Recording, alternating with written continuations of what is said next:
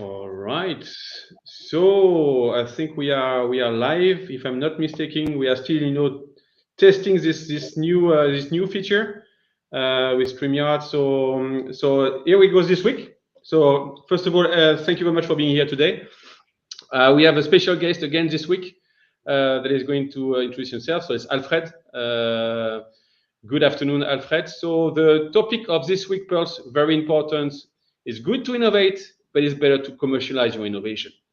So the whole topic is how can you commercialize an innovation with your partners? So Alfred is going to tell us more about it. And we go starting maybe Alfred, we go with a little bit of a bio introducing of yourself, and then we go straight into the question. Thank you very much, Alfred. Okay. Thank you, Sebastien, for having me here. Nice to be here in your show, more or less. My name is Alfred Griffioen. I'm the founder of Alliance Experts, and we are a team of people active in over 30 countries around the world. And the main thing that we do is that we help companies to set up with their commercial channels abroad. So that gives us also a lot of knowledge in markets on how to commercialize your offering and how to get the right sales channels for it. So we're spread a little bit from, you can see the world map behind me from the one end to the other. In Europe, we are in Africa, we're in the Middle East, in Asia, and in the United States, even in Australia and New Zealand with our teams, and those are all local people. So that's what we do. Main clients that we work for is, on the one hand, we do a lot of technology companies that we help. On the other hand, it's also fast-moving consumer goods that we help to get into the different markets. Okay, very good. Thank you very much for your introduction about yourself, about the company. So, like I said, I'm trying to have guests every time that knows what they're talking about. Again, with Alfred, I think it's quite clear given his experience. So let's go with the question. So I like always start with this question: what is cooking? What is the latest trend in the commercialization of innovation with, let's say, a business partner? Can you intro us a little bit on the topic, Alfred? Okay, well, I think that if you are an export manager, and that's the group of people that we work with the most, then actually your life has been changed in the past few years dramatically. Because at first, before 2019, it was all about traveling as much as possible, going around the world, meeting people, and that way meeting and managing your sales channels. Then COVID came, and suddenly the world was upside down. And there's a lot of bad things to say, of course, about COVID-19. But the good thing is that a lot of the communication has gone online. And although at this moment people are going back to trade shows because it's also important to meet each other, I think one of the bigger changes that we've seen in the past few years is that it's much easier to have communication with people on the other side of the world through online channels. So whether it's Zoom or Teams or Google Meet, you can now suddenly reach also somebody who's in the middle of China, or who's in the middle of Africa, or who's in the middle of Latin America. So I think that is one of the things that changes, and that also gives a lot of opportunity. Mm-hmm. Okay. Because it's easier to go abroad. Still, you need to go out and meet people, but once you have established the connection, I think then you can manage it much better. Mm-hmm. So that's, I think, one. Okay. The second thing is that I think there's much more emphasis also on supply chains, because people are going to work or to cooperate and to get products more and more from companies that are in relatively proximity. So I had today a conversation with a manufacturer of paper cups in India who wanted to expand further in Europe. And he said, our biggest advantage at this moment, because we can produce here relatively cheap. Other guys in Southeast Asia, in China, can do that as well. But getting a container from India to the UK is much cheaper than getting a container from China to the UK. And that makes the difference for us. So the length of the supply chain and also transportation costs are a second thing which people need to take in mind, especially for products where you have a relatively low price per volume, of course. Mm-hmm. Mm-hmm.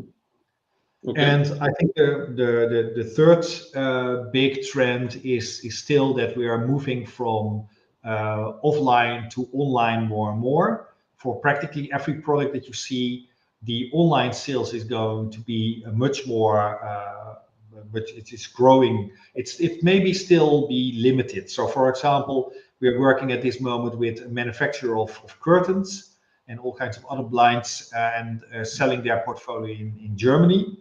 The German market is now about 5% of all the curtains is being sold online, but it's growing rapidly to 20 or 30% in the next few years. So, and that also gives completely different requirements in terms of customization, because normally in a shop, you're happy to have 3 or 4 sizes or examples of a certain product, but online you can expect much more. And that also makes innovations, especially for customized products, much more important. Okay. I see you nodding and thinking that I'm talking already too long. That's good. We have three clear trends, which are rather recent, which is good. And so we have a trend, and we have several trends, and we have this goal of obviously trying to identify new market and commercialize innovation, maybe out of your domestic market, plus this trend. So why does it matter to actually try to commercialize innovation with partners? I mean, I can do without partners, or? Okay, well, if you just go back to the normal way of selling things, then you can either have your direct sales, but that means posting salespeople all around the world or all around the country, if you want. But that's a very expensive way of selling selling your goods. For some things, for a very high cost investment, it's useful, it's logical. But anything which sells for beyond 10,000 euros it's not a really feasible thing to do. So you better then collaborate with partners who already have the network, who already have the customer contact, who know where to position the product and how to do that. And then you're working with agents or distributors which are local. So typically you're working with partners, sales partners who already know the market. So it's just a matter of costs. Why it's good to do it. You have companies that have a dual sales strategy. For example, we work for a software company, and for the bigger countries where they see a huge client potential, they position an own office there with own salespeople. But then for the smaller countries where you don't have that much clientele, there they work with partners. So there you can differentiate perhaps. But in general, if sales costs are relatively high and it's spread and you don't know your customers that well yet, then it just makes sense to work with a local partner.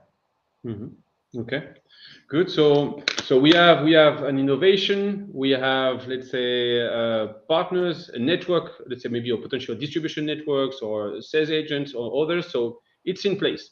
So how do you make these things running so that maybe you ensure that your innovation gets sold to the right people and that you hit your target? What are the best practices? Okay. Well, it may be strange to hear from me, but I would say at first, especially if you have an innovation, just first try to sell it in your own country, because that's the easiest way you can act, because there you can adapt the most easily. You know the complete culture, you know how to approach people, and if you can't sell it in your own country, then most likely you also can't sell it in any other country. Unless you're trying to sell air conditioners in Iceland, perhaps. But normally, just first sell it in your own country, because then you also can get a track record. There is, for any product, so much competition on the market, and that's not only on the customer or the end user side, but that's also on the distributor side. Just to take a very simple product like tea in a supermarket. If you want to get your tea bags in the supermarket, how nice or innovative they may be, it means that another product needs to go out of the supermarket, off the shelf. So you need to make clear that your product sells better than what they are selling now. And that also is, even if you have agents who are selling complex things around the world, then you need to make sure that they understand that they can make more margin with your product than with the product that they are currently selling. And the only way to do that is to show that the product at least sells. And then you can discuss margins. And when you know what you need to do to get something into a market, because if you know that for your own country, then you can make extrapolations to other countries. So sell it first in your own country with your own people, and then start looking for partners in other countries. Okay, no, it makes sense. I think it's a very straightforward rules, but that should never be forgotten. And then you get into finding the right partners, and probably that's where I think also the collaboration with PosterLab is now nice, because you talk about R&D partnerships, but the most of the time, but they're not that different from other partnerships and commercial partnerships. Because first of all, both parties need to see a logical link why they should work together. So that's the first one. There should be a joint business model on how they can work together and where the benefit is for both. And the cultural differences shouldn't be too big, because otherwise you also get problems in the longer run. And that's what I've normally learned as being the three basic rules for R&D partnerships, but it's also the case for commercial partnerships. Okay. And that gives some requirements also if you start looking for partners in your own country, in other countries. Doesn't matter. You need to know what you're looking for. So if you are targeting, for example, mid-sized companies with a machine park of at least 5 million euros in investment, because you have a nice tool, for example, to help them schedule their maintenance, which can be a really nice innovative product out of an R&D partnership. Then you need to know, okay, who are the companies who are already servicing, for example, these kinds of parks, or who are doing production planning, and this can be a nice add-on for them. So then you can see, okay, this is the type of partner I'm looking for, and you can set further requirements. No, it's reminding me my days when I was export manager, where we came up with a partner selection matrix, where we had general criteria up to very specific criteria, and when we had meeting several of them, we were trying to weight them and actually to see what was the best return. And I think whatever the partners you are looking for, you should really do your homework. What do I want, and do they have what I want? And that's a sound basis for good partnership. Fully agree with you, Alfred. So let's. There's a last question that I always like to ask is, where do you see, especially in your field, let's say commercial partnership of innovation, where do you see your field going in the next 5 years? Do you see big changes coming up, new things? Where do you see coming? Okay, well, I think that you mentioned one side of the equation. So if you want to select a partner, then you can build a matrix with selection criteria. But the other end of the question is the partner also willing to work with you? And I think that's the most forgotten thing, and especially what I see, because the world is getting smaller in terms of communication, and it's easy to find more suppliers for anything that you may need, whatever. So you need to stand out from the crowd. So even if you want to find a distribution partner, then there's already 10 other manufacturers or suppliers who are targeting the same distribution partner. And I see a lot of companies who hardly put any effort in profiling themselves, in saying why they are interesting, not for the end user, but for the distributor already, or for the agent already. So just as in flirting for any relationship, you have to do your best a little bit. You have to make yourself pretty in order to get the right partner. And I think a lot of companies forget it, and I think that is going to be the thing which is more and more important in the next few years. So you have to do your homework, your preparation, but not only on the evaluation side, but also on the presentation side. And I think that's the thing that we see as the biggest challenge for a lot of companies who say, oh, we would actually like to have a partner there, but We tried ourselves in the market, we can't get through. And then, okay, how do you present yourself? And then you see that hardly anything is in place. And so this is what I would recommend. Yeah, no, it's a very, very, very, very good recommendation. I think you're fully right. People tend to forget about this. They think that they have everything it takes, and the partner is going to die to get you into their portfolio. But that's fully right about this. I was just thinking about something about this, but I lost my mind. So it was about R&D collaboration. I mean, this is the same thing that you need to do whatever again the partners that you have, and also this point of trying to.